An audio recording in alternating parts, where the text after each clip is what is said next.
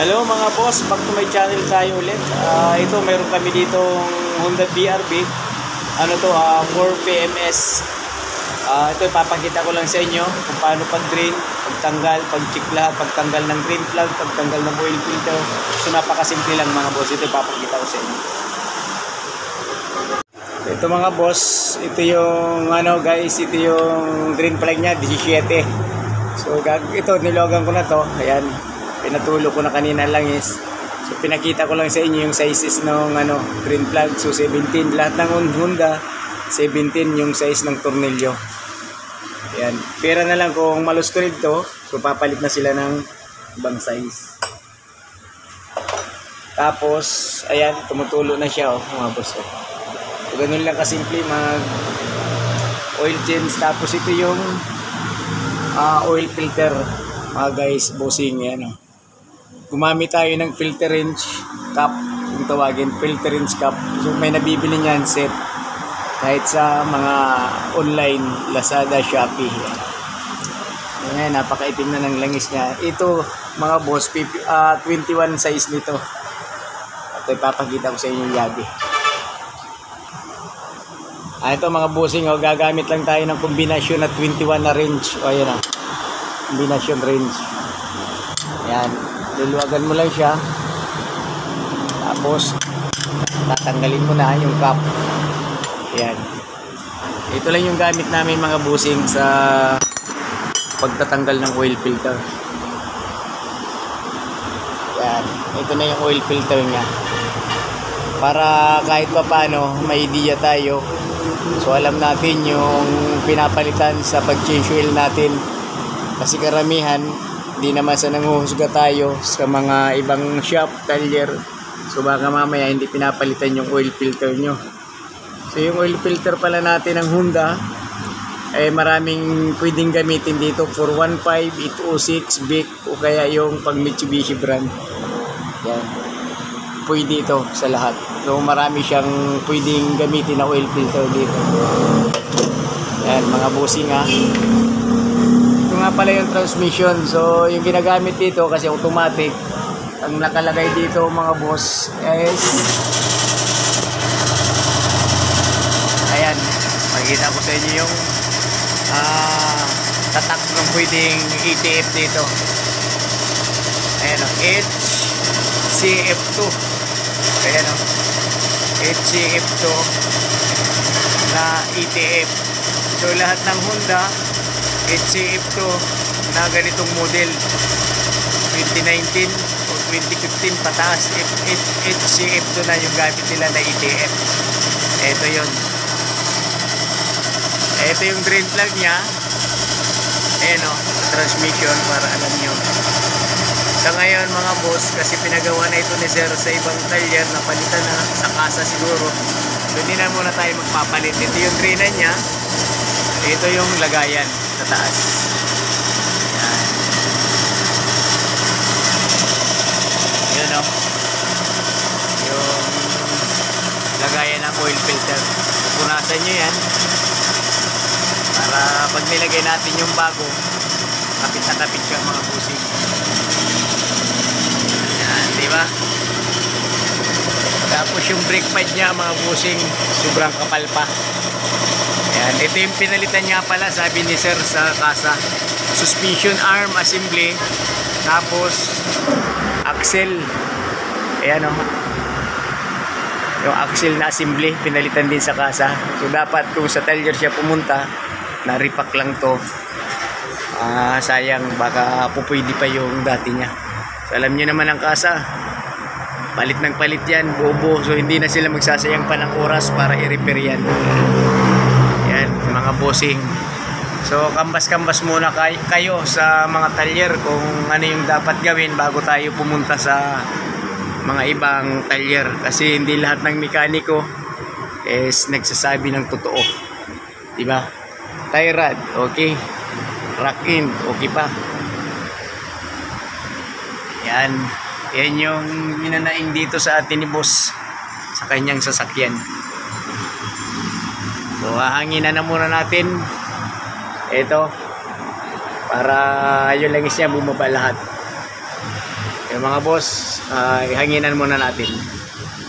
So ito mga bossing, ipapakita ko lang sa inyo yung langis na gagamitin ni sir. Yan, HX7 synthetic yan. Ibig sabihin semi-synthetic ito siya pang 7,000 kilometers or 6 months or 7. Kung saan sa dalawa yung mauna. Bawa, bihira lang gamitin, so doon tayo sa buwan. Pero kung madalas sa mileage tayo magbabase. Ayan. Tapos yung oil filter, ito tulad nung sinabi ko, so marami siyang, yung Honda, maraming pwedeng gamitin na oil filter na kasya. So ang katumbas nito, 806 415 na big. So Mitsubishi brand. Yan.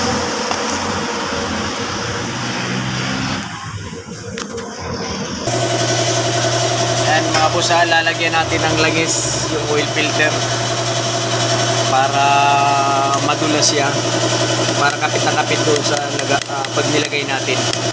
Dapat ganun, lalagay nyo ng langis para lapat na lapat, may iwasan yung leak. Yan. So ilalagay na natin.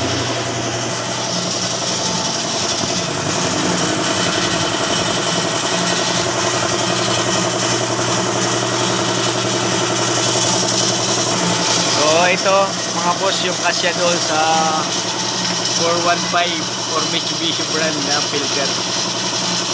Ayun, umasya siya. Pasensya na kayo kung magalaw yung camera natin dahil tayo lang nagbibideo yan mga boss. Ayan. Ayan. Ang paghigpit nga pala dito mga guys is sakto-sakto lang, tatansyahin nyo lang. Ayan o. Yun. Ayan. Okay na yun. So, pagka hindi nyo na napihit ng medyo matigas na sa pakiramdam nyo, so tama na yun. Saktuhan lang yun. So ito na guys, ibabalik na natin mga boss yung drain plug. Okay na siya, wala nang tumulo. Ayan. Bukod sa gumamit tayo ng flashing oil, so hinalo sa lumang langis yung flashing oil, tapos pinandar natin ng 3 minutes. So lumabnaw na siya, mas madali na siya i-drain. Ayan, 17 to off siya, nahulog. 17 ang size nito mga bossing. Ayan.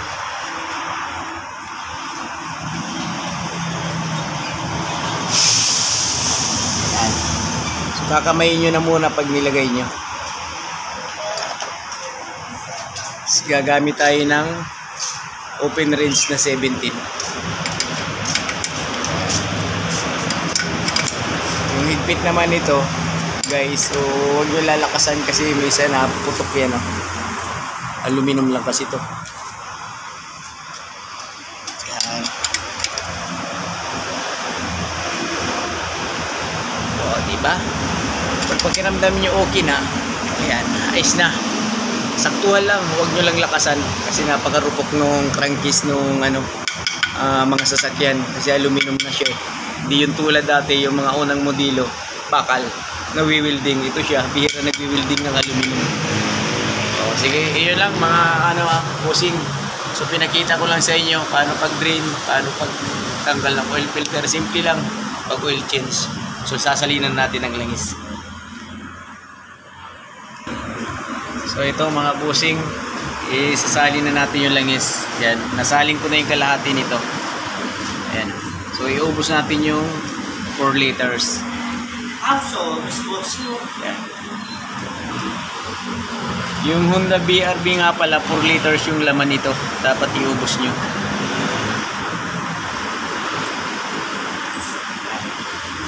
Kasi yung kanyang laman lahat. Chichikin natin naman yung mga air filter, cabin filter. So papakita ko rin yung kung saan nakalagay.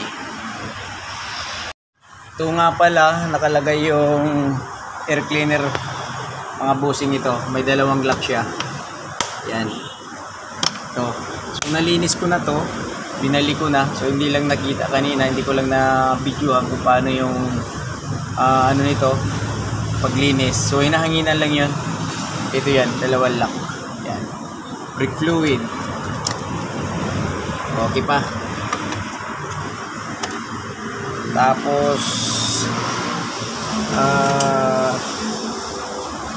coolant niya mga bossing, papakita ko rin. So babalik na muna natin yung dipstick. Ito yung coolant niya, dinagdagan ko na ito siya kasi kulang din. Top up lang. Yan, marami na. Yan o. Yan. Kulay green. Green at saka blue, mga bossing, pwede sa Honda natin, pwede natin gamitan. Tapos yung belt nya okay pa. Ayan o. Yun. Okay pa naman siya. Matigas pa. Makapal pa. Tapos itong windshield washer mga bossing, kahit na kayo na maglagay, punuin nyo, lagyan nyo shampoo na konti. So kahit joy, haluan nyo lang, huwag naman marami, baka bumara dito sa hose ng wiper nyo. Bumara dito sa nozzle. Ayan. Yung daanan ng tubig. Tapos yun, papakita ko sa inyo cabin filter. Eto mga bossing, ito yung cabin filter nya. Yan. Ito yung passenger side, ito yung driver. So nasa passenger tayo. Ilahin nyo lang ito lagayan. Yan. Tapos press mo itong gilid-gilid. Ayan mga bossing, impress ko gilid-gilid yan. Kasi yan yung pinaka-lock nya. Yun. Oops. Yan, konting bukas lang kasi nahuhulog yan. Tapos ito, yung takip ng filter. Ayan. I-press mo lang to. Ayan. Pugot. Yan. So ito siya. Bago pa. Yan. Bago pa ito siya, kalalagay lang mga boss. So pinakita ko lang kung paano pagtanggal pagkabit. Para mayroon. Yan. So ayun na mga boss na-press ko na. Balik na natin. Yun. Punasan natin ng kaunti para maayos. Walang dumi. Okay. Mga bossing, ito nga pala yung power ng battery ni sir. Kanina, tunic up na namin to, pina-under namin. So napakahina na, nasa 7 na lang yung niya, cranking. Pag-start ng makina, nasa 7 na lang yung reading. Ibig sabihin, 70% na. Magpapalit na siya nito. Napakahina na. Ayan o. Maroon yung gamit niya.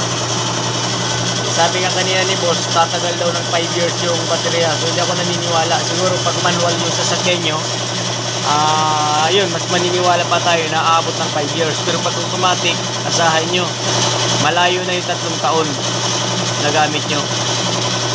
Sa tagal ko naman siguro na nag-check ng mga ganito, wala pa kong na 3 years hanggang 5 years umabot yung baterya ng Matic. Ayun yung reading niya ngayon. Na mahina na yan mga idol. Mga guys, ayun.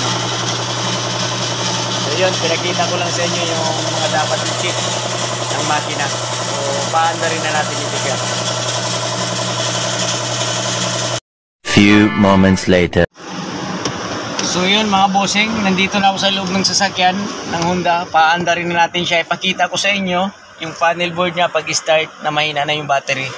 Tingnan natin yung ilaw dito sa dashboard kung anong mangyayari sa kanya pag mahina ang battery. So ito, apak ng pre, no? Yan. Tapos push button kasi itong mga bossing eh. Ito nasa left side. Yan apak ng pre, no? Tapos push. Start natin. Papakita ko sa inyo yung panel board. Nakapark ito siya. Kailangan nakapark tayo. Yan ang papakita ko Oh, di ba? So muntik nang hindi siya umandar. Nagkukurap-kurap siya pag mahina ang battery. So yun yung sign. Hindi natin alam kung kailang bibigay ito. Baka mamaya 1 linggo na lang, 1 buwan, swerte mo pa. O abutin pa ng 3 buwan, 3 months. So yun lang mga bossing. Kung bago ka pa lang sa aking Facebook page, YouTube channel, so meron na tayong mga upload na tungkol sa pagmimekaniko, pag-change oil, pagdadrive, meron din tayo doon. So yun, pakipollow na lang, subscribe, pakishare na lang din. Jess Mechanic Vlog. So nandito lang kami, mga boss, sa Centennial Road, Kawit, Shell Kawit ito siya. So nasa highway lang kami. Harap kami ng Geely, kasa ng mga sasakyan din. Hanapin nyo lang kami dito, Jess o kaya Nestor. So dalawa lang kami dito mekaniko. Gumagawa tayo ng mga mechanical, oil change, PMS, under chassis, kung ano pa sa makina. Basta kaya natin gawin, gagawin natin sa inyong sasakyan. So yun lang, salamat. Sana di kayo magsasawa sa kapapanood ng aming mga upload.